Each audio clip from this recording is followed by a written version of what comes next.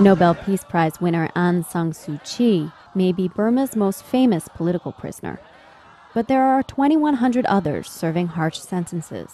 They're monks and nuns, politicians and labor activists, students, journalists, bloggers, and mothers.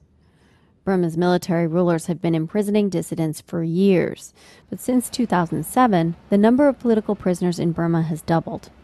Prison terms can be more than 100 years. U Aung Tan is serving life in prison for staging silent solo protests. In late 2007, Buddhist monks protested against rising fuel prices. It was Burma's largest uprising in nearly 20 years. The military responded with violence and arrests. More than 300 activists were sentenced to prison. Veteran activist Susu Nue has worked to end forced labor in Burma for decades. During the crackdown, she staged a small demonstration. Militia-supported mobs attacked her group. Susu Nue is now serving 8.5 years in prison.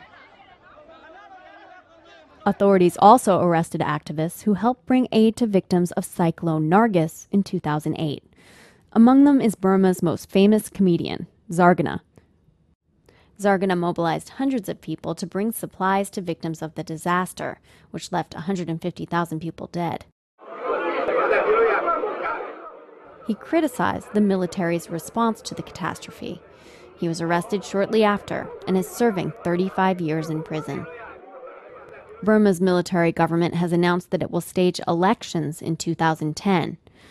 Those elections will hold no credibility as long as these political prisoners remain behind bars. Keep the spotlight on Burma's prisoners.